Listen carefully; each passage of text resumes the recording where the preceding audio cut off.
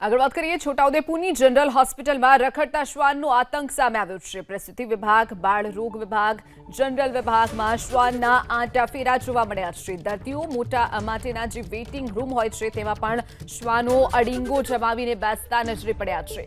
એક જ security guard હોવાનો દર્દીઓનો આરોપ છે। તેની વચ્ચે શ્વાન અડીંગો જમાવતા જોવા મળી રહ્યા છે।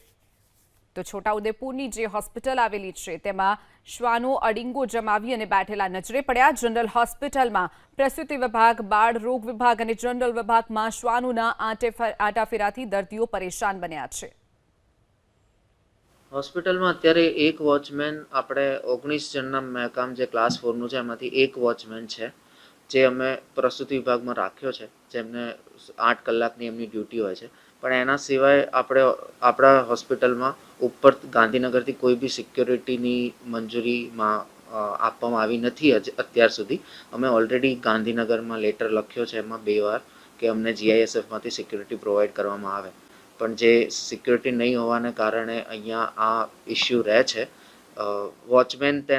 એક વોચમેન તેનાથી થાય એટલું મેનેજ કરવાનો ટ્રાય કરે છે, પણ એક વોચમેનથી આખી હોસ્પિટલ મેનેજ ના થઈ શકે। એના માટે અમે ઓલરેડી ડિમાન્ડ કરેલી છે, પણ અમારે ઉપરથી અત્યાર સુધી GISFમાંથી કોઈ સિક્યોરિટી સેન્કશન નથી થઈ, એટલે હવે એને લીધે અમારે આ એક પ્રોબ્લેમ રહે છે સિક્યોરિટી ગાર્ડ।